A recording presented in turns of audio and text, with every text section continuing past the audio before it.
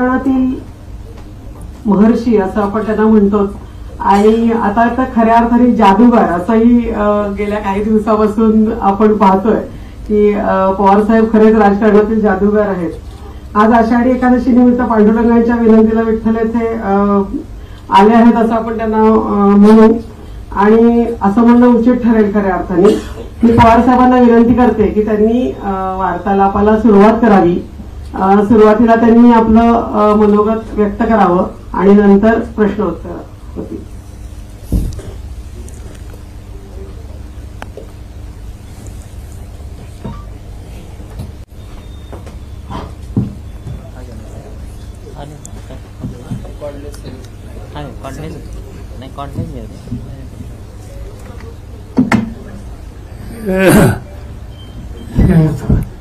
आंदोलन चालवत त्यांची सगळी सहकारी विविध वृत्तपत्र आणि तत्समविषयक याची सहकारी बंधुभगिनींना बऱ्याच दिवसातून आम्ही या ठिकाणी आलो. मला माहीत नव्हतं की माझी ओळख जादूगार म्हणून केली जाते.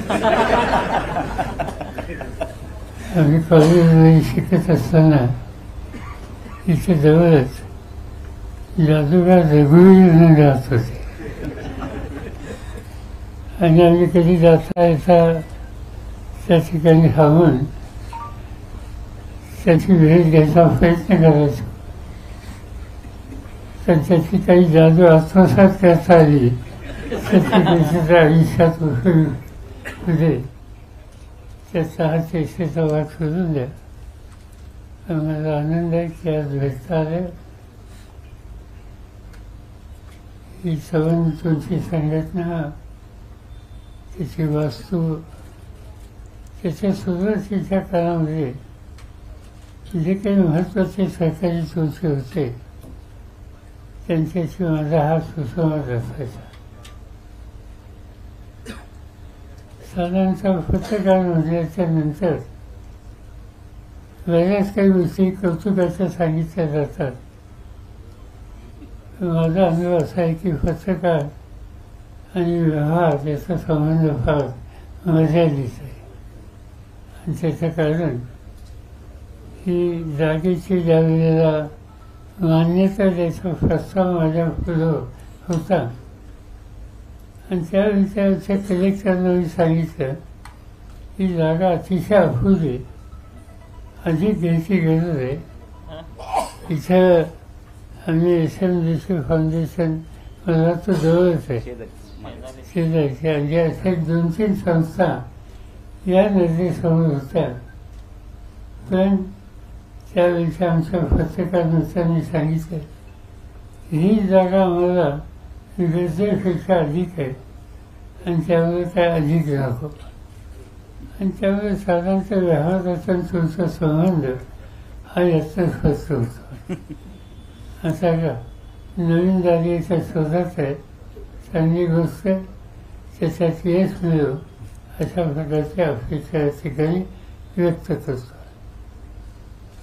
पत्रकार, वृत्तपत्र या सगळ्या गोष्टीशी ठरवून मला कधी ना कधी संबंध आला. एक काळ असा होता 1958-59 की त्यावेळेला सकाळमध्ये जाहिरात आली की चिरणी पत्रकार याच्यासाठी अर्ज करावा, आणि मी अर्ज केला. आणि माझी मुलाखत एक कर्नल साठे म्हणून व्यस्त होते सकाळमध्ये नानासाहेब फुलेकरांच्या बरोबर. त्यांनी माझी मुलाखत घेतली. मी आणि माझे मित्र विठ्ठल मणियार आमच्या दोघांची त्यांनी निवड केली, आणि निवड केल्याच्या नंतर काही दिवस त्या ठिकाणी काम करायची संधी मिळाली. सकाळ आणि सावंतांचा सगळा संच यांची काही वैशिष्ट्य होती. त्यातल्या बातम्या बघितल्याच्या नंतर मी सुद्धा अस्वस्थ व्हायचो. बातम्या काय की मध्ये उरूस होता, वांगण्याचा खंप वाढला. वांगण्याचा खंप वाढला की बातमी द्यायची काही आवश्यकता नसं मला वाटायचं. पण नानासाहेबांशी बोलल्याच्या नंतर ते सांगायचे की दररोजच्या वाचकांना आपल्या गावचं काहीतरी आलं हे कळल्याच्या नंतर वृत्तपत्राच्या बद्दलची आत्महत्या त्यांच्यात वाचते. त्यामुळे ही बातमी लहान दिसली त्याची सुद्धा तिला एक वेगळं महत्त्व आहे. बातमी याची वर्तमानपत्रामध्ये की निर्माण नदीला पूर आला आणि लोकांनी कलिंगडाची लागून केली ती कलिंगड वाहून गेली. आता ही बातमी सकाळी. आता या सगळ्या बातम्या मला अस्वस्थ करायच्या. पण त्यावेळेचे जे कोणी होते मालक लोक त्या सगळ्यांचा दृष्टिकोन शेवटच्या माणसाच्या दृष्टीनं महत्त्वाची बातमी साधी असली तर तिला प्रसिद्धी द्यावी अशा प्रकारची त्यांची भूमिका होती. नंतर एक दिवशी आम्ही लोकांनी ठरवलं, फारसं लोकांना माहिती नाही, आपणच एखादं वर्तमानपत्र काढावं. आणि मी आणि आमचे एक दोन मित्र होते, दोघांनी म्हणून एक वृत्तपत्र काढलं. त्याचं नाव नेता. ते काढलं.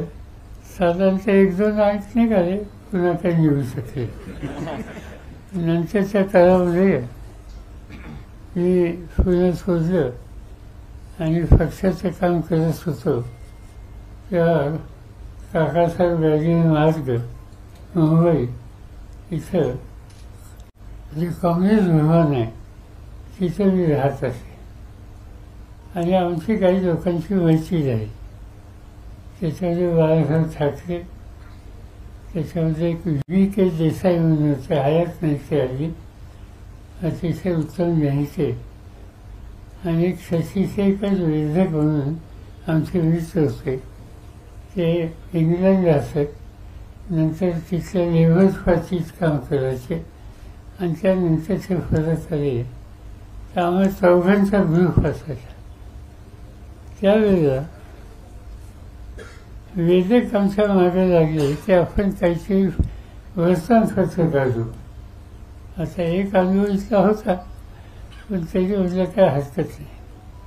मग बाळासाहेब ठाकरे, मी आणि आमचे 2 सहकारी प्रत्येकाने 5-5 हजार रुपये गोळा केले आणि 20,000 रुपये खर्च करून गुंतवून आम्ही राजनीती नावाचं एक पत्र काढलं. त्याचं स्वरूप आमच्या डोक्यात होतं. त्या काळात टाईमचा अंक होता तसं करावं. कारण ते शशीशेखर वेधक हे इंग्लंडमध्ये बरेच दिवस राहून आल्यामुळं ते साधारणतः टाईम्स वगैरे असाच विचार करायचे आणि त्याप्रमाणे आपण काढावं. त्याच्यात राज्यांचे विभाग असावेत, आंतरराष्ट्रीय विभाग असावेत, शास्त्र, शिक्षण या गोष्टी काय असावं, क्रीडेवर काय असावं, असं सगळं आमच्या पुढं बांधलं. आणि आम्ही छोटी मान्य केली आणि पहिला अंक काढायचं ठरवलं. अंक काढला. बाळासाहेबांच्या घरामध्ये त्यांच्या एक भगिनी होत्या आणि त्यांना त्याला काय म्हणतात, म्हणजे देवी अंगात येते ना, असं काहीतरी त्यांना व्हायचं. आणि बाळासाहेबांनी सांगितलं की आपण काढायचं वर्तमानपत्र, पहिला अंक कुठं द्यायचा याचा आपण सल्ला त्यांचा घेऊया, भगिनीचा. आणि नंतर त्यांच्या अंगात ती देवी आली आणि त्यांनी सांगितलं की सिद्धिविनायकला जाऊन पहिला अंक द्या आणि अंकाला अशा पद्धतीची मागणी मिळेल की तुम्हाला अंक सर्व दिसायचाच नाही. आणि त्याप्रमाणे आम्ही चौघांनी जाऊन सिद्धिविनायकामध्ये तो अंक वाहिला. पुन्हा तो अंक दिसला नाही. आम्हालाही दिसला नाही, वाचकांना दिसला नाही. या सगळ्या गोष्टीचा एकदा अनुभव आल्याच्या नंतर आता तुमच्या धंद्यात पडायचं नाही हा निकाल घेतला, पण माझ्या धाकट्या भावाला काही आवडलं नाही. तो विचारा अजूनही त्या क्षेत्रात आहे, त्यांचं काय चालून द्या, पण मी काय त्याच्यामध्ये नाही. असो, असं काही तुम्हाला विचारायचं असलं तर म्हणजे आमचा बाळासाहेब ठाकरेंचा वृत्तपत्र क्षेत्रात आम्ही केलेल्या कामगिरी त्याबद्दलचा प्रश्न न विचारता इतर काही विचारले कसं.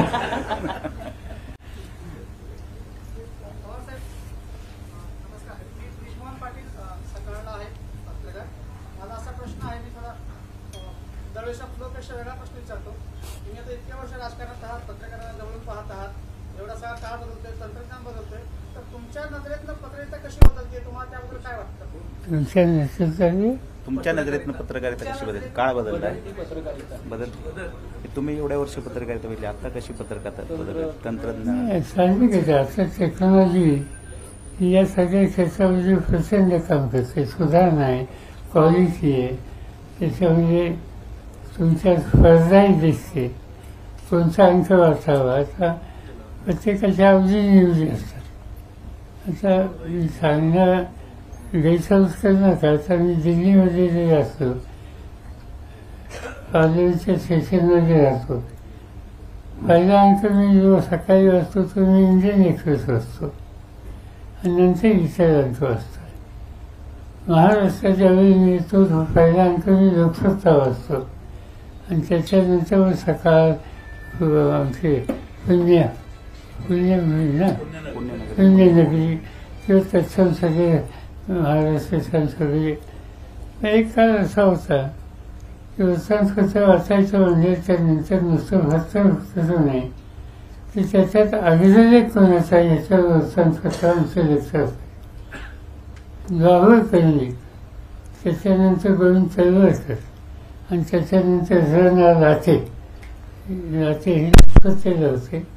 जी हे महाराष्ट्राची सुरुवात करायला झाली होती आणि त्यानंतर त्या काळामध्ये गोविंदराव होते. या सगळ्यांचं म्हणजे बातमीपेक्षा आजचा अग्रलेख काय याच्यावर आम्हाला लोकांचं जास्त लक्ष आहे. आणि त्याच काळात आणखीन एक संपादक होते, त्यांचं नाव पा. गाडगीळ. बाबा गाडगे यांची सुद्धा अग्रलेख आणि महाराष्ट्रामध्ये पुण्यामध्ये आल्याच्या नंतर प्रभातमध्ये वारा कोथारींचे अग्रलेख हे सुद्धा वाचनीय अशा प्रकारचे अग्रलेख असायचे. त्यामुळे वृत्तपत्राकडे बघत असताना माझा सुरुवातीचा दृष्टिकोन त्याचे संपादक आणि त्यांचे लिखाण आणि आज गोविंदरावनी काय लिहिलं आहे, तर जीवींनी आज काय लिहिलं आहे, एखादी घटना देशामध्ये घडली तर त्याचा औत्सुक्य असायचं. हल्ली माफ करा, संपादकांची फारशी ओळख नाही. म्हणजे एक दिवशी मी प्रवासात होतो आणि माझ्या शेजारी गृहस्थ बसले होते. त्यांना मी सहजच विचारलं, आपण काय करता? त्यांनी सांगितलं चायनीजमध्ये मी म्हणजे चायनीजचे अमुक अमुक संपादक नाही. मी तो विभाग मी बघत नाही, मी संपादक आहे पण माझा विभाग वेगळा आहे. आता संपादक म्हणजे आमच्या डोक्यात एडिटोरियल वगैरे हे सगळं लिहिलेलं आहे. पण आता मुख्य वृत्तपत्रात एकापेक्षा अधिक संपादक आणि त्यांचे वेगवेगळे विभाग हे काय आमच्या डोक्यात फारसं शिरत नाही. यावरती थोडं अपडेटेड झालेलं, पण हा बदल हा ठिकठिकाणी बघायला मिळतोय. ही गोष्ट आजची वस्तुस्थिती. इलेक्ट्रॉनिक मीडियाकडे कसं बघतो सर? इलेक्ट्रॉनिक मीडिया आणि डिजिटल नवीन माध्यम हे बंद करणार. मला खरं तुम्हा लोकांची भयंकर काळजी होती. त्याला 2-3 कारण. मी दिल्लीमध्ये असतो त्यावेळेला एक दिल्लीच्या हवाचे थंडीच्या दिवसात प्रचंड थंडी, उन्हाळ्याच्या दिवसात प्रचंड उन्हाळा आणि काही घडलेलं असलं. समजा मी मुंबईवरून दिल्लीत गेलो, मे महिना आहे आणि माझ्या दाराशी 30-40 कॅमेरामॅन घेऊन उभे असतात. मला खरं सांगतो, मला वाईट वाटतं. त्या उन्हामध्ये तासनतास दिवसाचे उभे असतात. आज ही इलेक्ट्रॉनिक मीडिया आणि तत्सम सगळे त्यांचे सहकारी हे तासनतास हे उजव डोक्यावर घेऊन आम्हा लोकांच्या मागं फरत असतात. हे चित्र कसं बदलायचं मला माहिती नाही, पण ही अस्वस्थता करणारे चित्र आहे. विशेषतः दक्षिणेतली काही राज्य तिथं ही आणखीन चित्र गंभीर आहे. उदाहरणार्थ तामिळनाडूची एखादी महत्त्वाची बातमी असेल किंवा केरळची बातमी असेल तर या दोन्ही भागातले, त्या दोन्ही राज्यातले प्रत्येकांची संख्या इतकी जास्त असते आणि इतके यातना सहन करून ते वृत्त मिळवायच्या प्रयत्नात असतात. त्यांची अवस्था ही काही चांगली नाही. जरूर काही लोकांशी बोलायची संधी मिळाल्याच्या नंतर आपलं मत त्या ठिकाणी मांडण्यालायक अपॉर्च्युनिटी आहे ती असते. पण एकंदरीत या दोन्ही विभागात आणि प्रिंट मीडियातले पत्रकार याच्यामध्ये फरक दिसतो किंवा लोकांची चिंता असावी अशी स्थिती आहे. तुम्ही दिल्ली टाइम्स वाचता म्हणालात, दिल्ली टाइम्स वाचता म्हणालात, इंडियन एक्सप्रेस इंडियन एक्सप्रेस सुरुवात. राज्यात आल्यावर लोकसत्ताचं नाव सांगितलं. पवारसाहेब सामना वाचतात का? वाचतो.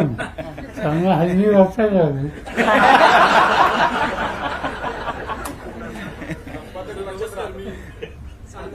संपादक चांगले लक्षात.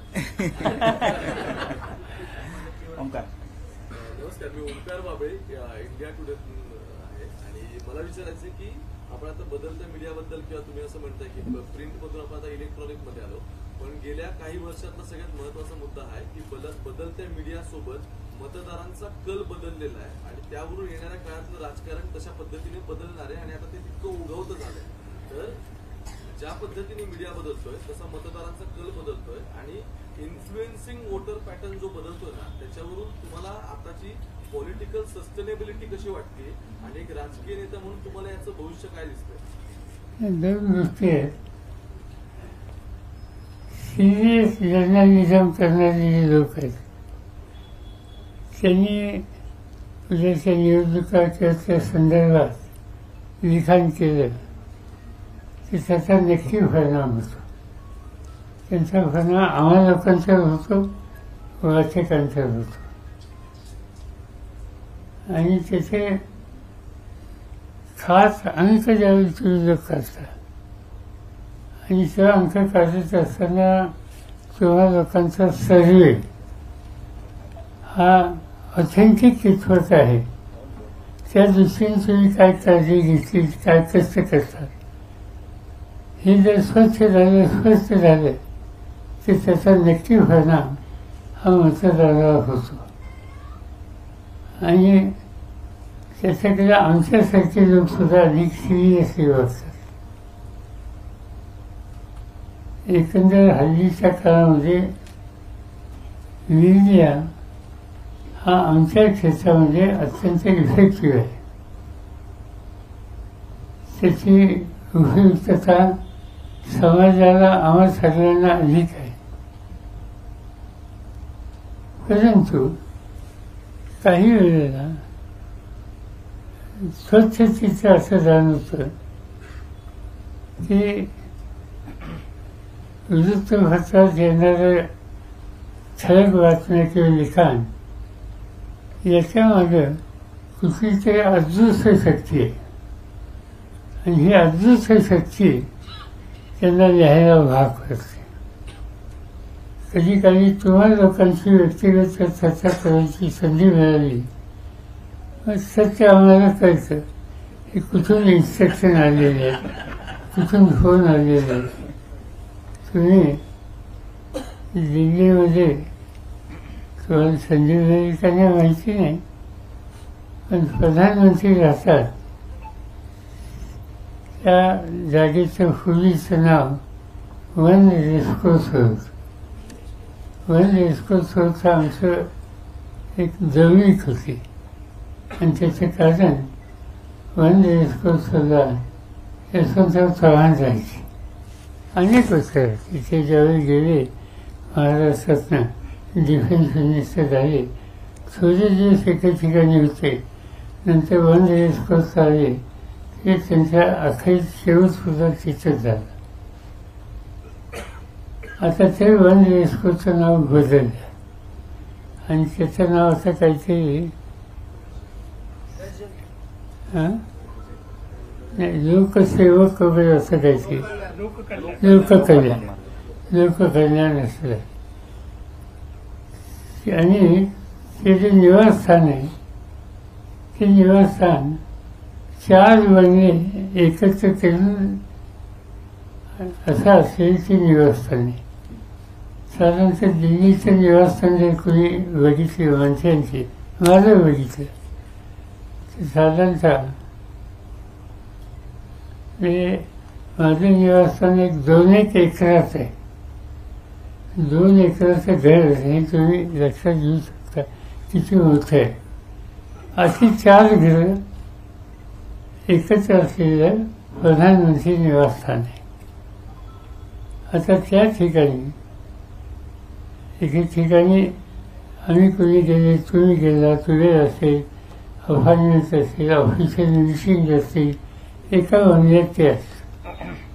दुसऱ्या बंगल्यामध्ये त्यांच्याकडे येणारे कुणी गेस्ट, कुटुंबातले वगैरे त्यांच्यासाठी येतात. तिसऱ्यामध्ये ते स्वतः असतात आणि चौथ्यामध्ये असा रोजच्या वर्षांकरतात आज कुठं काय आलं असे एक साधारणतः 120 असे विभाग आहेत. त्या 120 विभागामध्ये सायन्सने आज काय लिहिले आहे, इंडियन एक्सप्रेसचा अर्धलेख काय आहे, आणखीन काय काय काय वगैरे, हे सगळं वागणारं अशी एक व्यवस्था अतिशय उत्तम आणि त्या ठिकाणी केली. आणि ती यंत्रणा अत्यंत प्रभावी आहे. म्हणजे तिचा प्रभाव फारच एखाद्या सरकारी गोष्टीवर किंवा शासकीय नेतृत्वावर टीका टिप्पणी प्रचंड जरी झाली असेल तर तिचं वचन लावलं तरी तिकडं कळतं. म्हणजे मालकांच्या तुम्हा लोकांची नाही. आणि तेव्हा जिथं सूचना द्यायची तिथे सूचना दिली जाते. चांगलं असेल तर चांगलं सांगतात असा ऐकतो, पण चांगलं नसेल तर त्या संबंधीची काही सूचना असते ती फार स्वच्छ करवली जाते. हे बदल यापूर्वी कधी बघायला मिळत नव्हते, ते हल्ली बघायला मिळतात. साहेब, माझा एक प्रश्न आहे की तुमचे अनेक किस्से आम्ही ऐकले हे संपर्काचे, वैयक्तिक संपर्काचे बातमीदारांबरोबरचे. तर आता असे मनातलं व्यक्त करावं असे बातमीदार आपल्या जवळ आपण म्हणजे बोलावंसं वाटेल असे बातमीदार आहेत का, आणि आपण त्यांना आपली जादू सांगता का? मी खरं सांगू का, माझा पहिला इतका कॉन्टॅक्ट राहिला नाही. म्हणजे तुमच्याकडे मी कधी आलो पूर्वीच्या काळात तर 70% लोकांना मी ओळखत असे नावाने. आता मगापासून मी विचार करतोय, मला 3-4 लोक दिसतात. हे आता आहेत का नाही माहिती नाही. आहात का अजून? म्हणजे फार थोडे लोक या ठिकाणी दिसतात. त्याचं कारण आहे जनरेशन गॅप होय, मी काही दुसरं काही कारण नाही. क्षेत्र बदलली, जनरेशन गॅप होईल, त्यामुळे व्यक्तिगत सुसंवाद पूर्वी असायचा. म्हणजे मी पूर्वी इथं उतरायचो, बारामती गेस्ट हाऊस म्हणून एक जागा करायची तुमच्यातल्या काही लोकांना माहीत असेल, आणि त्याच्या समोरच 2 लोकांचं निवासस्थान होतं. आणि त्या निवासस्थानामध्ये म्हणजे संध्याकाळी गेल्याच्या नंतर मी अनेक आमची सगळी सरकारी चिठ्ठी, गप्पा गोष्टी, चर्चा या सगळ्या गोष्टी मुक्तपणाने चालायच्या. आज एक तर मी तिथं फारसा राहत नाही, आणि दुसरी गोष्ट पत्रकार कॉलनी जी आहे माहिती नाही तर तिथं पत्रकारच नक्की राहतात का आणि तिथं जातात. पण जे काय असेल तो माझा कॉन्टॅक्ट असा राहिलेला नाही. साहेब आता थोडे अलीकडच्या काळातले राजकीय प्रश्न घेतले तर विचार ना. आता दोन प्रश्न माझे प्रामुख्याने. एक तर भाई जयंत पाटलांविषयीचा जो विषय सध्या चाललाय, त्यांनी काल म्हटलंय की शिवसेनेने म्हणजे उद्धव ठाकरेंनी ऐनवेळी उमेदवार दिल्यामुळे माझा पराभव झाला. हा एक भाग, कारण हे महाविकास आघाडीशी संबंधित विषय आहे. आणि दुसरं छगन भुजबळांची आपल्या अलीकडे झालेली भेट, ती केवळ या आरक्षणाच्या विषयापुरती किंवा राज्यातल्या वातावरणापुरती मर्यादित होती का आणखी काय? जयंत पाटील यांचा आमचा एकत्रित निर्णय झाला नव्हता. एकत्रित याचा अर्थ काँग्रेस, राष्ट्रवादी आणि उद्धव ठाकरेंची शिवसेना या सगळ्यांच्या वतीने उमेदवार ठरवायचा आमचा निर्णय झालेला नव्हता. माझा इंटरेस्ट नव्हता, कारण माझ्या पक्षाकडे सगळी म्हणून 12 मतं होती. आम्हाला एका पक्षाला निर्णय सफल करावा असं वाटलं, आणि त्याला कारण होतं. कालची लोकसभेची जी निवडणूक झाली ती आम्ही तिघांनी एकत्र लढवली. ती एकत्र लढवत असताना डावे, त्याच्यात CPI, CPM, शेतकरी कामगार पक्ष हे येतात. त्यांनी आमच्याकडे काही जागा मागितल्या होत्या आणि ते आम्ही देण्याच्या स्थितीत नव्हतो. त्यावेळेला काँग्रेस, शिवसेना आणि मी तिघे एकत्र असताना मी आमच्या सहकार्यांना सांगितलं की आता आपण डाव्या पक्षांना अकोमोडेट करू शकत नाही, पण यानंतर निवडणुका द्यायची, कुठे विधान परिषदेच्या असतील किंवा उद्या महाराष्ट्राच्या असतील, तर तिथं आपण कुठे यांना अकोमोडेट करू. ते सगळ्यांनी मान्य केलं, डाव्या पक्षांनी मान्य केलं. आम्ही तिघे एकत्र राहिलो आणि तुम्हाला ठाऊक आहे की आम्हाला यश चांगलं मिळालं. त्यामुळे माझ्या मनात एक गोष्ट होती की संधी आली तर डाव्यांचा कुठेच विचार करावा. आणि त्याच्यात मी आमच्या सहकार्यांना कळवलं की आमच्या पक्षाकडे 12 मतं आहेत, आम्ही 12 मतं शेकापला देऊ शकतो. त्याच वेळेला काँग्रेसकडे मतं जास्त होती, त्यांनी त्यांचा उमेदवार उभा करणं साहजिकच आहे. शिवसेनेकडे थोडी जास्त होती पण पुरेशी नव्हती. त्यांनी निर्णय घेतला आपला उमेदवार उभा करायचा. आता त्याची जी स्ट्रॅटेजी आहे त्या स्ट्रॅटेजीमध्ये मतभिन्नता होती. माझं व्यक्तिगत मत वेगळं होतं. तुम्ही लक्षात घ्या, काँग्रेसकडे काहीतरी 40-42 आमदार होते. किती होते? 37. आमच्याकडे 12, शिवसेनेकडे 15 आणि 1 गडाख असे 16. आम्ही काय म्हणजे माझं गणित वेगळं होतं. काँग्रेसकडे जेवढी मतं आहेत त्यांनी 2 नंबरचं मत, 1 नंबरचं मत कोणालाही द्यायचं नाही असं माझं मत होतं. निवडून यायला त्यांना 22-23 हवी होती. माझी सूचना होती, तुम्ही तुमच्या आजूची काय असेल ती सगळी तुम्हाला घ्या 1 नंबरची, आणि 2 नंबर 50% शेकापला द्या, 50% शिवसेनेला द्या. 1 नंबरची गरजेपेक्षा जास्त मतं असल्यामुळं ती ट्रान्सफर होती आणि तेवढी अधिक मतं या 2 नंबरला मिळते. आणि 2 नंबरने आपलं पहिलं मत हे सेनेला द्यावं आणि सेनेच्या 2 नंबरने पहिलं मत शेकापला द्यावं. हे जर केलं असतं तर माझं गणित आहे 3 उमेदवार आले असते. एनिवे हे गणित सगळ्यांनाच मान्य असेल असं नाही की मान्य झालं नाही, आणि त्याच्या थोडं पाटलांचा उल्लेख जो तुम्ही केला त्यांना यश मिळू शकलं नाही, दुसरं काही कारण नाही. कुणी कुणाला फसवलं नाही. फक्त स्ट्रॅटेजी कशी असावी या संबंधीची मतभिन्नता होती एवढंच. दुसरा काय भुजबळांच्या भुजबळ हल्ली 2-3 भाषणं त्यांची फार छान झाली. बारामतीला साधल्या दिवशी गेले होते आणि बऱ्याच गोष्टी होते. त्याच्या आधी ते वीजला गेले होते. तिथेही त्यांनी चांगल्या प्रकारचं भाषण केलं.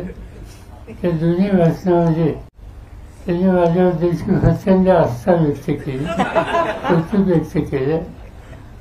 आणि त्याच्यानंतर मला ते भेटायला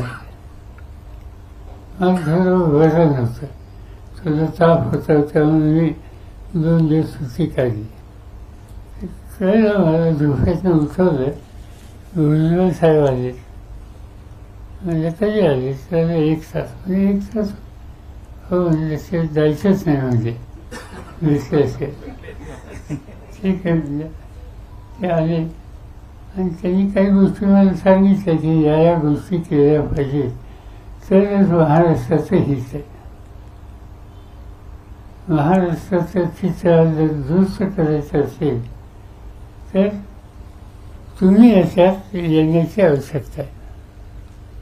त्याची भूमिका अशी होती की त्या एका मिटिंगला मी गेलो नाही. मी किंवा आणखी आमची सहकारी गेलो नाही. आणि त्याची कारणं 2 होती. ही बैठक मुख्यमंत्र्यांनी बोलवली. आमच्या वाचनात असं आलं की मुख्यमंत्री आणि त्यांचे सहकारी वीज जिल्ह्यामध्ये, वीज का जालना जिल्ह्यामध्ये गेले होते आणि तिथं जे उपोषण चाललं होतं दरांजीचं, त्या उपोषण करणाऱ्यांना ते जाऊन भेटले. तुम्ही त्यांचं फोटो छापले होते. त्यांचा काय सुसंवाद झाला आम्हाला माहिती नाही. तो सुसंवाद झाल्याच्या नंतर थोड्या दिवसांनी उपोषण सोडलं आणि नव्या मुंबईमध्ये दरांजे पाटील आणि मुख्यमंत्री यांचा एक संयुक्त कार्यक्रम मी पाहिला. तुम्ही कदाचित छापलेला होता त्यामुळे माहीत असेल. याचा अर्थ काहीतरी त्यांचा डायलॉग होता तो आम्हाला माहीत नव्हता. दुसऱ्या बाजूला ओबीसीच्या संदर्भात भूमिका मांडणारे एका गृहस्थांनी त्या ठिकाणी उपोषण केलं होतं. त्यांचं उपोषण सोडायला राज्य सरकारचे 4-5 मंत्री ही त्या ठिकाणी गेले होते. त्यांचं काय बोलणं झालं माहिती नाही, तुम्ही छापलं नाही आणि त्यामुळे त्यांच्यातला सुसंवाद आम्हाला माहीत नव्हता. आमचं त्याच्यातल्या मिटिंगला न जाण्याचं कारण एकच होतं की यातल्या दोघांशी सत्ताधारी पक्षाचे लोक बोलत आहेत. एक दरांजे पाटलांशी बोलतात, एक ओबीसीवाल्यांच्याशी बोलतात आणि दोघांच्यातले काही लोक बाहेर येऊन काही मोठी विधानं करतात. पण त्यांचा प्रत्यक्ष डायलॉग काय झाला, प्रस्ताव काय होता हे ना पब्लिकला माहिती ना आम्हाला माहिती. आणि म्हणून आम्ही असं ठरवलं, जोपर्यंत दरांजे पाटलांना काय कमिटमेंट सरकारने केलेल्या आहेत त्याचं वास्तवचित्र आपल्या पुढे येत नाही आणि दुसऱ्या बाजूने ओबीसींना जे काही कमिटमेंट केलेले आहेत त्याचं फॅक्च्युअल चित्र आपल्या पुढे येत नाही, तोपर्यंत जाऊन चर्चा करण्यात अर्थ नाही. ही माहिती आधी त्यांनी आम्हाला दिली तर त्याचा विचार करू शकतो. पण त्यांनी 40-50 लोकांच्या तुम्ही तुमचं मत मांडावं असं काहीतरी सुचवल्याचं वाचलं. आम्हाला ते काही योग्य वाटत नाही. आणि दुसरी गोष्ट अशी की आग्रह काय आहे त्यांचा, विरोधकांनी त्यांचं मत द्यावं. राज्यकर्ते हे निर्णय घ्यायचा अधिकार यांचा, सुसंवाद त्यांनी साधला आणि विरोधकांनी आमचा विचार काय तो पहिल्यांदा सांगावा, त्याच्यावर आम्ही निर्णय घेऊ. ही भूमिका समंजसपणाची, शांतपणाची नव्हती एवढं सांगितलं. आता भुजबळ आले. भुजबळांनी तीच गोष्ट सांगितली की झालं गेलं सोडून द्या आणि यातनं आता मार्ग काढावा लागेल, नाहीतर महाराष्ट्रामध्ये वाद वाढते. आता स्पष्ट सांगायचं म्हणजे की या लोकांनी जी वक्तव्य केली ती वाद वाढवायला मदत करणारी होती. त्यांनी मार्ग काढायचा असेल तर सामंजस्याची भूमिका राज्यकर्त्यांनी घ्यायची असते आणि ती राज्यकर्त्यांनी भूमिका कितपत घेतली हे मला माहिती नाही, ते दिसलं नाही. त्याच्यामध्ये आपण बघितलं तर त्याच्यात वाद वाढवण्याची अवस्था त्या ठिकाणी झाली. म्हणजे या सगळ्या गोष्टीच्यामध्ये जे कोणी होते चर्चेला म्हणजे सरकारच्या वतीनं त्याच्यात मुख्यमंत्री होते, भुजबळ होते, देवेंद्र फडणवीस होते, अजित पवार होते आणि आणखीन काही लोक होते. आता या सगळ्या लोकांनी ती बैठक घेतली, त्यातनं काय निर्णय घेतले हे आम्हा कोणाला माहिती नव्हते आणि आम्हा लोकांना बाजूला ठेवून हे सगळे निर्णय घेऊन आता शांतता प्रस्थापित करण्यासाठी शरद पवारांची गरज आहे असं मार्गदर्शन भुजबळांनी मला केलं. ही गोष्ट काही नाकारता येत नाही आणि त्यामुळे त्यातनं आता बघूया. मी त्यांना सांगितलं तेव्हा तुम्हाला जर ह्यातनं प्रश्न शोधायचे असतील तर एक दरांच्या फासांना काय तुम्ही कमिशन दिल्या, त्याच्यात कोणत्या गोष्टीची तुम्ही पूर्तता केली किंवा करणार आहात हे त्यांना आणि बाकीच्यांना सांगावं आणि ओबीसीला त्यांच्या हिताची जपणूक करण्याच्या दृष्टीनं जी काळजी घेणं आवश्यकता आहे त्याही संबंधीची जी काही तुम्ही कमिशन केली किंवा व्यवस्था केली त्याची माहिती ही तुम्ही आमच्यापुढे सादर करा. जरूर याच्यातून काही चांगलं निघत असेल तर त्याला तुमच्या चोरीची धोरणं दृष्टिकोन या सगळ्या गोष्टी विसरून पुढे जायला हरकत नाही. आज शांततेची गरज आहे याच्याबद्दल माझ्या मनात शंका नाही. लोकसभा निवडणुकीनंतर भाजपने आता आकडा सांगणं बंद केलेलं आहे, 400 पार वगैरे म्हणत नाही, पण अमित शहा 21 तारखेला पुण्यात विधानसभेच्या तयारीसाठी येत आहेत. तर पुढची निवडणूक ही केंद्राकडूनच महाराष्ट्र विधानसभा हाताळली जाईल असं वाटतं आणि पवार विरुद्ध पुन्हा केंद्र भाजपचं केंद्रीय नेतृत्व अशीच निवडणूक होईल का? नाही, असं आहे की मागच्या निवडणुकीमध्ये सुद्धा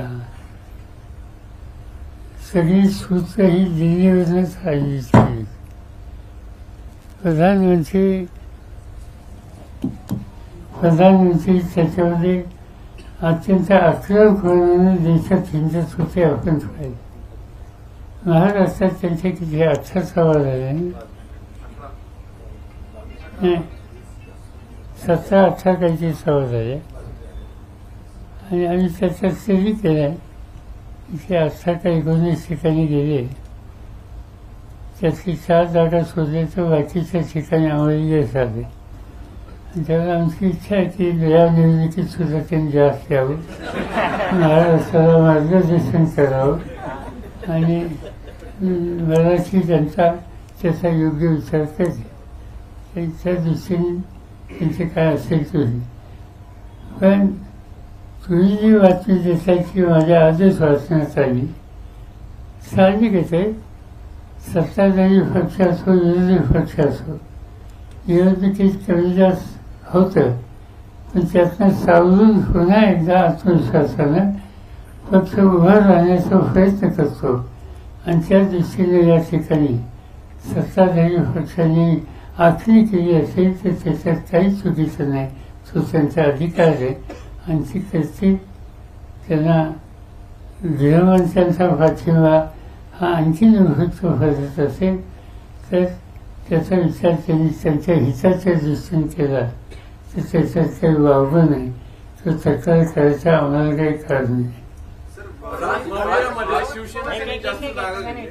पवार साहेब, तुम्हाला सोडून गेलेले सगळे एक एक परत येऊन तुम्हाला भेटताय आणि तुमच्या जे सोडून गेलेले जे पहिले आमदार आहेत ते पण तुम्ही त्यांच्या मतदारसंघात येणारे करून ते खूप घाबरलेले आहेत.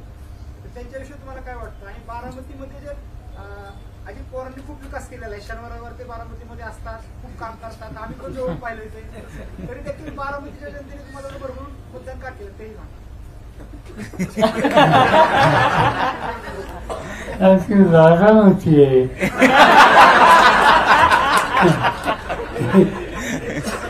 ही होती एकटी म्हणजे असे की शेवटी लोक त्यांच्याशी तुमचा डायलॉग कसा वर्षाचा आहे हे लोक विसरत नसतात. त्याच्यामध्ये या निवडणुकीमध्ये उत्तर देऊ द्या ना.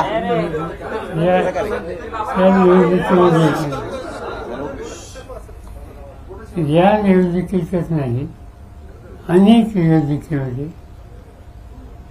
त्या मतदारसंघामध्ये मी फॉर्म भरायला जायचो आणि ज्या वेळेला शेवटची सभा असते त्या सभेला जायचो. बाकीच्या प्रचाराला कधी मी गेलेलो नाही.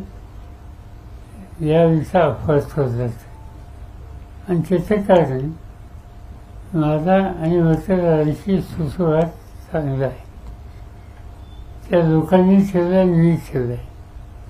आणि व्यक्तिगत माझा अनुभव राजकारणाचा समाजकारणाचा आहे की तुम्ही लोकांची पर्सनल डायलॉग तर ठेवला. थोडा असा फरक आहे. पूर्वी काय होतं, पूर्वी 50% लोकांना मी नावाने ओळखायचो. आता तसं होत नाही. आता तो मतदार आल्याच्या नंतर मला त्याच्या वडिलांचं नाव विचारलं जातं.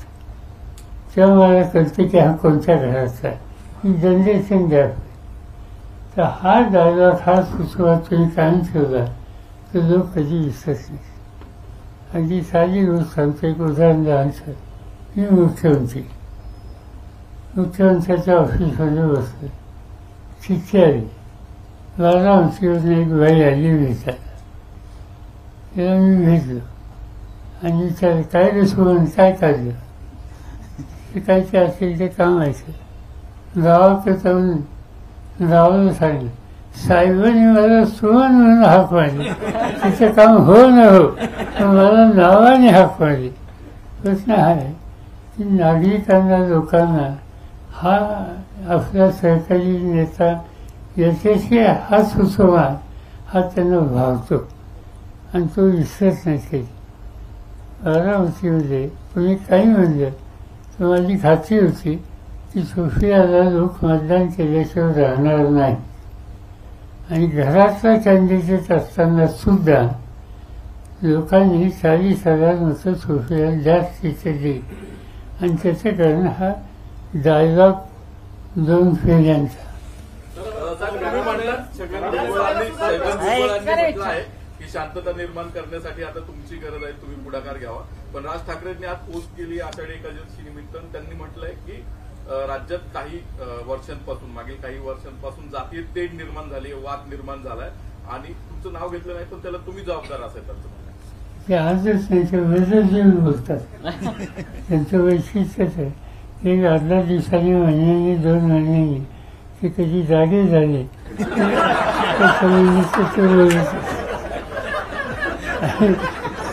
त्याच्यावर साधारणतः ज्याच्या टिप्पणी केली त्याचा कॉग्निजन्स वाचक देतात, अशांच्यावर ते टिप्पणी करतात.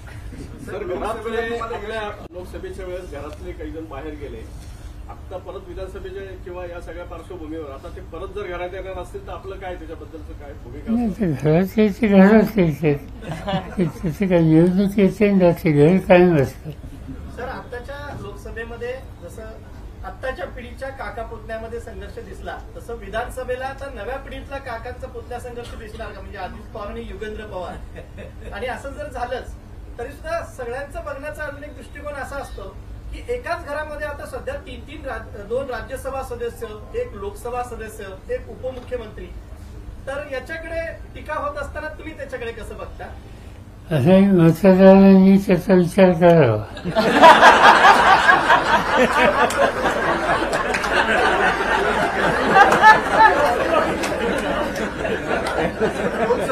लोकसभेमध्ये शिवसेनेने हट्टाने जास्त जागा घेतल्या.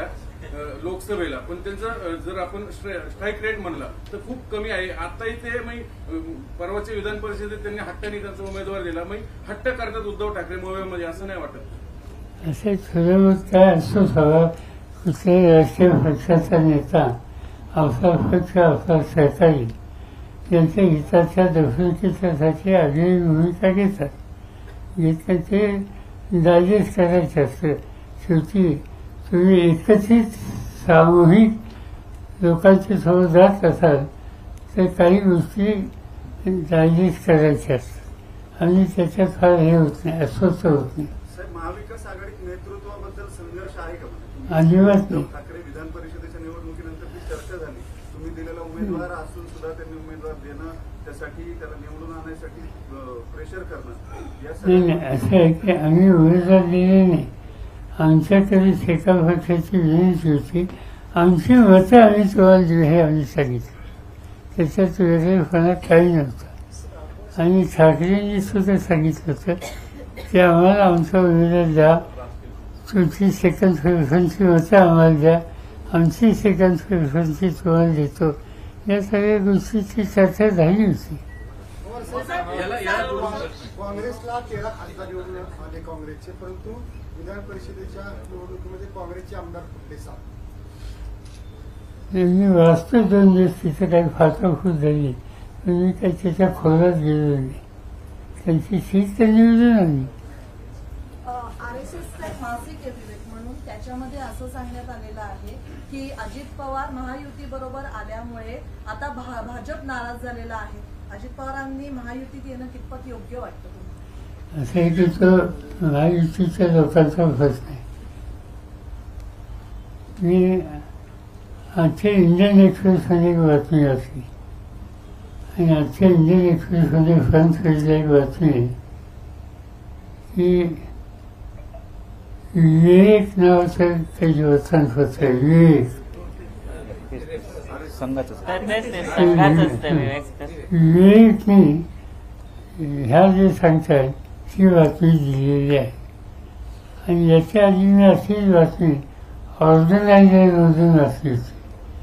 आता ऑर्गनायझर आणि विवेक याच्या वतीनं कोणती विचारधारा आहे तिचा शोध घ्यावा लागेल.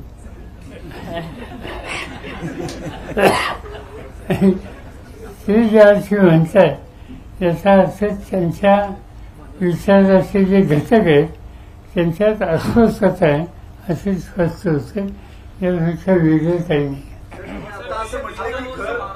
सामाजिक आणि राजकीय जी अस्थिरता आहे गेली 3-4 वर्ष राज्याची सामाजिक आणि राजकीय अस्थिरता आहे, तर ती आणखी किती काळ अशी पुढे राहील आणि महाराष्ट्राचं जे नुकसान होतंय त्याकडे कसं पाहता?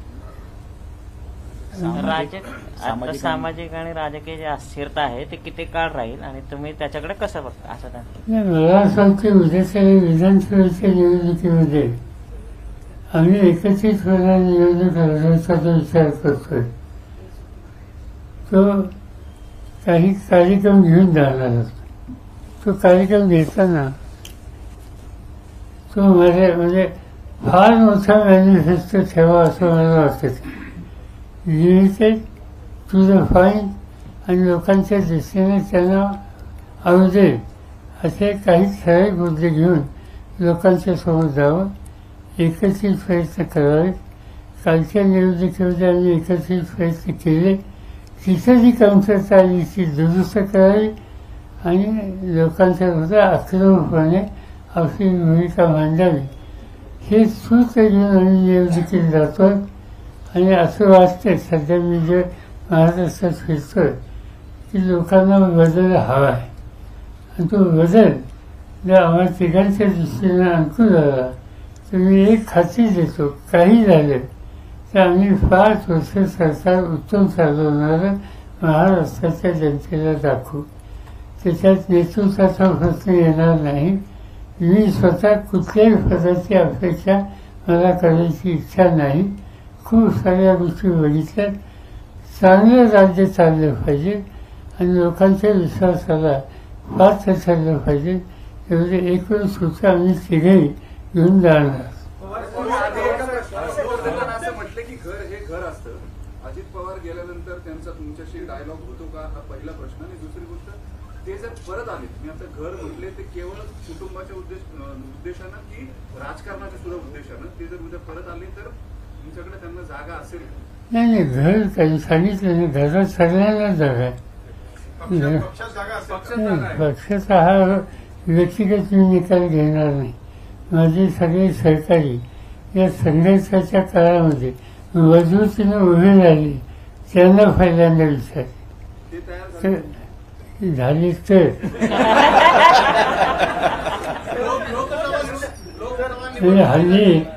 हल्ली मी कुठल्याही गावी गेलो तरी 2-3 तास येणाऱ्यांच्या स्वागत नाही, पण ऐकून घेण्यास वेळ द्यावा लागतो. महाराष्ट्रात सध्या ते IAS ऑफिसर खेडेकर आणि अग्रवाल ऍक्सिडेंट केस झाली, त्यात सगळ्याच प्रशासकीय यंत्रणा भ्रष्ट, डॉक्टर भ्रष्ट झाले दिसतात, RTO झाले, पोलीस झाले, कलेक्टर झाले. तर हे प्रशासनात हा जो डिसायड त्यात महाराष्ट्रातील पुण्याची खूपच नॅशनल लेवलला बदनामी होते. तर नेमकं प्रशासनावर असं हे कशामुळे असं होतं की सगळ्याच यंत्रणा पटापट सामील होतात या करप्शनमध्ये? खरं या देशामध्ये 3 राज्य एकेकाळी प्रसिद्ध होती प्रशासनामध्ये. एक त्यावेळी त्याला म्हणायचे बॉम्बे स्टेट, महाराष्ट्र आत्ता नाही, Bombay that includes part of the Gujarat असो. त्याच्यानंतर तामिळनाडू, ते तामिळनाडू नव्हतं, मद्रास स्टेट होतं. आणि तिसरं स्टेट होतं बिहार. या देशात तुम्ही जर बघितले की अगदी प्राईम मिनिस्टरच्या ऑफिसमधले वरिष्ठ अधिकारी असो, कॅबिनेट सेक्रेटरी असो, अनेक बिहारमधनं उत्तम अधिकारी असायचे, 1 ते 10 अनेक नावं सांगतात. या 3 राज्यांची प्रशासकीय यंत्रणा ही एक्सेप्शनल चांगली होती. आणि ती महाराष्ट्राचा जर विचार केला तर संयुक्त महाराष्ट्र राहिल्याच्या नंतर 2 भाग झाले. पण 2 भाग झाले तरी पहिले मुख्यमंत्री जे होते यशवंतराव चव्हाण, त्यांनी प्रशासनाची एक दिशा दाखवली. आणि ती दिशा अनेक वर्ष जाणीवपूर्वक सांभाळली. त्याच्यात वसंतराव नाईक असतील, त्याच्यात शंकरराव चव्हाण असतील, अनेकांची नावं इतर घेतायची. त्या सगळ्यांनी ते जतन केलं. मी सांगणं योग्य नाही, पण आम्हा लोकांच्यापर्यंत ॲडमिनिस्ट्रेशन आणि प्रशासकीय यंत्रणा यांच्याशी अतिशय सुसंवाद होता. आणि कधीही आज जे ऐकायला मिळतो ते कधी ऐकायला मिळत नव्हतं. हल्ली दुर्दैवानं या सगळ्या यंत्रणेकडे बघत असताना मी म्हणेल तसे निर्णय घेण्याची प्रवृत्ती ही वाढलेली आहे. त्या निर्णय घेण्याच्या प्रक्रियेमध्ये जो कलिकाचा तो 2 मंत्रिमंडळाचे कलिक, त्याहीपेक्षा प्रशासनाचे IAS IPS हे कलिक यांच्याशी जो डायलॉग पाहिजे तो डायलॉग हल्ली दिसत नाही. डायरेक्शन दिसतात. डायरेक्शन द्यायचा अधिकार आहे लोकशाहीमध्ये, नाहीच नाही. पण एखाद्या विषयाच्या संबंधी अधिकाऱ्यांचंही काही मत आहे, ते जाणून घेण्याची तयारी ही हल्ली दिसत नाही. किंवा कुणी आपलं मत व्यक्त करायला पुढे आला तर डायरेक्ट कुणी बोलत नाही, खाजगी सांगतात अशी शहाणी झाली. कर्नाटक सरकारने एक निर्णय घेतलाय की स्थानिकांना खाजगी म्हणजे खाजगी क्षेत्रातल्या ज्या कंपन्या आहेत त्यांना नोकऱ्यांमध्ये आरक्षण देण्याबाबतचा कर्नाटक सरकारने घेतला. त्याचप्रमाणे महाराष्ट्रात पण अलीकडे 2 निर्णय म्हणजे मुख्यमंत्री लाडकी बहीण योजना आणि एक आज काहीतरी लाडका असं काहीतरी हे झालेलं आहे. या 2 निर्णयाकडे तुम्ही कसं? कर्नाटक सरकारचा निकाल कोर्टात टिकणार नाही, तो काही टिकणार नाही. आता हे लाडकी बहीण, लाडका भाऊ या सगळ्या गोष्टी आपण या बजेटमध्ये बघितल्या. बजेट हे दरवर्षी मांडलं जातं. महाराष्ट्रात 2 मंत्री असे येऊन गेले, जयंत पाटील आणि अजित पवार. या दोघांनी 5, 6, 7, 8 वेळेला बजेट मांडायची संधी मिळाली. त्या 6-7 वेळेला बहीण भाऊ काही कुठं आलेले दिसले नाही. चांगली गोष्ट आहे. बहीण भावांचा विचार होतो याचा आनंद आहे. हा सगळा चमत्कार कालच्या लोकसभेच्या मतदारांच्या मताचा आहे. आणि म्हणून मतदारांनी मतं व्यवस्थित दिली तर बहीण भाऊ सगळ्यांची आठवण होते. आणि आता एकच आहे की त्याच्यातली मला काळजी एकच आहे की महाराष्ट्राची एकंदर स्थिती काय आहे. आणि ओव्हरऑल डेव्हलपमेंटच्या संदर्भात एक काळ असा होता की महाराष्ट्र देशातल्या पहिल्या 2-3 राज्यात होता. परवा नियोजन मंडळाने जी यादी प्रसिद्ध केली त्याच्यात महाराष्ट्राचा नंबर 11 आहे. म्हणजे आपण 11वर जाऊन पोहोचलो आहोत. हे चिंता करण्यासारखं चित्र आहे. आता त्याच्यामध्ये फायनान्शियल काय पोझिशन आहे. अंदाजे 7,80,000 कोटीचं कर्ज आज महाराष्ट्राच्या डोक्यावर आहे. आणि या वर्षाचं आत्ताचं कर्ज त्याच्यात 1,10,000 वेगळं आहे. तूट जी आहे महसुली ती त्याची 20,000 कोटीच्या पेक्षा अधिक आहे. आणि आता बजेट आपण मांडतो आणि बजेट मांडल्याच्या नंतर समजा जनरली आपल्याकडे बजेट फेब्रुवारी-मार्चमध्ये मांडतात आणि ऑक्टोबर-नोव्हेंबरमध्ये उजवणी मागण्या म्हणतात संशोधनची जेव्हा. यावेळी बजेट मांडलं त्या आठवड्यामध्ये उजवणी मागण्या मांडल्या. उजवणी मागण्याची रक्कम 94,000 काहीची नाही 94,800 ह्या संशोधनचे जवान. त्याच्यात काहीतरी 400 कोटी बहिणींच्यासाठी आणि बाकीचे जे इतर आहेत वीज मंडळ वगैरे वगैरे या सगळ्याच्यासाठी किंवा शेतीची काही तूट आहे त्या सगळ्याला प्रचंड रक्कम त्या ठिकाणी मांडल्या. याचा अर्थ एकच आहे की हा कालच्या निवडणुकीचा निर्णय लक्षात घेऊन काही तातडीची पावले आणि फायनान्शियली हे महाराष्ट्र एकेकाळचं शक्तिशाली समृद्ध राज्य हा जो लौकिक होता त्याच्यासंबंधी लोकांना किंवा जाणकारांना फेरविचार करावा लागेल असं चित्र आज त्या ठिकाणी दिसते. दरडोई उत्पन्नामध्ये 11 पोचणं हे महाराष्ट्राच्या जनतेच्या दृष्टीनं मला योग्य वाटत नाही. त्याच्यात दुरुस्ती केली पाहिजे. कुणी राज्यकर्ते असोत आपल्याला शेवटी राज्य आर्थिकदृष्ट्या सावरलं पाहिजे. प्रकाश आंबेडकरांनी जरांगेंना पाठिंबा दिला होता, त्यांची भेटी घेतली होती. आता ओबीसी आंदोलनात त्यांनी पाठिंबा दिला आहे आणि ओबीसीसाठी ते मोर्चा किंवा मार्च काढणार आहेत. हा एक प्रश्न. आणि दुसरा, महाविकास आघाडीला रोखण्यासाठी किंवा मतांमध्ये फूट पाडण्यासाठी तिसऱ्या आघाडीचा प्रयत्न होईल का विधानसभा निवडणूक? मला काय वाटत नाही तिसऱ्या आघाडी होईल. आणि प्रकाश आंबेडकर आम्ही त्यांना बरोबर घ्यायचा प्रयत्न केला आम्ही नाही यशस्वी झालो. त्यांची भूमिका घेऊन घे. कोर्टाच्या निर्णयाबद्दल आता आपल्याला 2 आठवड्यात समोरच्यांनाही ॲफिडेव्हिट करायला सांगितलं. आपला यश काय वाटतं संदर्भातला राष्ट्रवादी पक्ष आणि चिन्हाच्या बाबतीतला आता काल कोर्टात? नाही, काल कोर्टात तारीख होती. मी काही केलं नाही, सोफिया गेली होती आणि कोर्टाने असं सांगितलं की त्यांनी यापूर्वी सांगितलं होतं की तुमचं म्हणणं मांडा आमच्या गोष्टीच्या संदर्भात. ते म्हणणं मांडलं गेलं होतं. कोर्टाने काल सांगितलं की इतक्या दिवसात तुम्हाला मांडावंच लागेल. बघूया आता तिने होऊन सांगितले.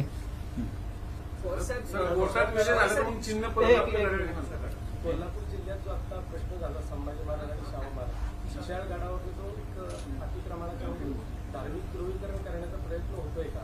विधानसभा विशाळगडावर अतिक्रमण काही कसं की अतिक्रमणाच्या संबंधीची तक्रार असेल तर त्याचा मार्ग काढावा. पण विशाळगडाचं पाहिजेच एक गाव जिथे अल्पसंख्याक लोकांची संख्या ते या सगळ्या प्रकरणात नसताना त्यांच्यावर हल्ला होणं ही काही गोष्ट मी छत्रपती शाहूराजांशी सकाळी बोललो आणि त्यांनी मला सांगितलं की जो हल्ला झाला खालच्या लोकांचा विशाल गाव नाही त्याच्या खाली असलेल्या गावात तो अक्षम आहे ते काही योग्य नव्हतं ते स्वतःच्या गावात गेले लोकांची समजूत करतायत आजही त्या ठिकाणी ते जाणार होते आणि ह्या गोष्टी काही चांगल्या नाही. सर हे सगळं मनोहर भिडेच्या कार्यकर्त्यांनी केली असं एक तिकडनं रिपोर्टिंग मिळतंय. सातत्याने भिडे गुरुजी वादात सापडतात. शासन त्यांना असे माझ्या वाचण्यात असं आलंय काही पुणेकर गेले होते. आता हे पुणेकर कोणी मला माहिती नाही. तुम्ही आज छापलंय चौकशी करणार आहे कोण पुणे. साहेब जून अखेरपर्यंत म्हणजे 1 जानेवारी ते जून अखेरपर्यंत पश्चिम विदर्भामध्ये 546 शेतकऱ्यांनी आत्महत्या केल्या. 2004-5 पासून आपण हे सगळे प्रयत्न राष्ट्रीय म्हणजे केंद्रापासून तर राज्यात सुरू झाले. मग वेगवेगळे पॅकेजेस असू द्यात कर्जमुक्ती असू द्यात किंवा काय किसान सन्मान योजना अजूनपर्यंत आपण या प्रश्नाचं काय सोक्ष लागेल किंवा कायमस्वरूपी उत्तर मिळेल असं का होत नाहीये. हे कोणाचं फेल्युअर आहे काय प्रश्न असा आहे की उत्पादन खर्चाचा विचार करून किंमत देणं आणि त्याला लागणाऱ्या गोष्टींची उपलब्धता जास्त किमतीत देणं या दोन गोष्टीची अत्यंत गरज आहे. गव्हर्नमेंट सिरियस असलं ते हे प्रश्न करून मी शेतीमंत्री असताना पहिल्या आठवड्यामध्ये बातमी आली. त्या बातमीमध्ये आत्महत्याचा विषय आला आणि तो कळल्याच्या नंतर मनमोहन सिंगांना जाऊन मी तातडीने सांगितलं की याच्यात सिरियसली लक्ष घातलं पाहिजे. आपण दोघांनी जाऊन माहिती घेऊया. आम्ही दोघेही यावसाला आलो. इश्यू समजून घेतला.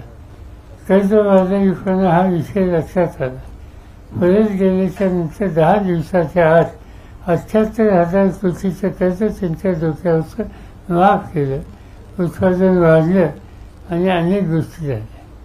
अलीकडच्या काळामध्ये या सरकारनं अशा प्रश्नांच्याबद्दल जे गांभीर्याने बघायला हवं की न बघितल्याच्यामुळं आज दुर्दैवानं पुन्हा या गोष्टी ऐकायला मिळत आहेत. पण मी तर राजकारण आणणार नाही. मी या ठिकाणी काही झालं तर बळीराजाचे प्रश्न सोडवता कशी यासाठी एकत्रित प्रयत्न करण्याच्या भूमिकेला आम्हा लोकांचं सहकार्य राहील. शेवटचा हाल ही में हमने देखा कि स्टेट को पहली महिला चीफ सेक्रेटरी मिली. आपने जो काम किया है महिला धोरण जो कहते हैं या वुमेन्स एम्पावरमेंट के लिए वो जग जाहिर है. महाराष्ट्र को पहली महिला मुख्यमंत्री होने के लिए कहाँ पे कमी रह रही है या कोई महिला आपको लगता है कि क्या ऐसा होना चाहिए कि महिला ऊपर आए और महाराष्ट्र को पहली महिला मुख्यमंत्री भी मिले, या आपको ऐसा लगता है कि हाल ही में जो नेता है उनमें से कोई एलिजिबल है जो इस पोस्ट को ले सके? नहीं, बहुत कुछ हो सकते हैं. मेजॉरिटी चाहिए, पार्टी की लाइन चाहिए. ये कोई डिसीजन कोई इंडिविजुअल कर नहीं सकता.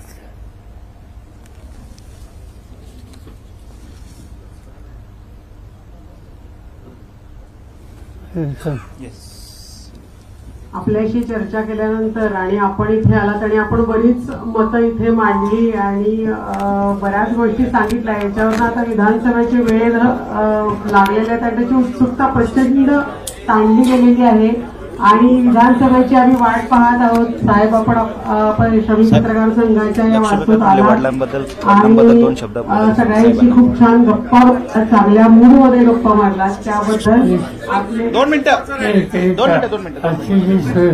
आजची जी सुरुवात झाली याच्या स्टुडिओच्या दृष्टीनं लक्ष्मीचंद खाविया त्यांच्या कुटुंबियांनी एक सुविधा तुम्हाला सगळ्यांना प्राप्त करून दिली. त्यांचे जे वडील आहेत ते माझे सहकारी होते. अनेक वर्ष आम्हाला लोकांच्यावर त्यांनी काम केलं. ते दुर्दैवाने लवकर निघून गेले.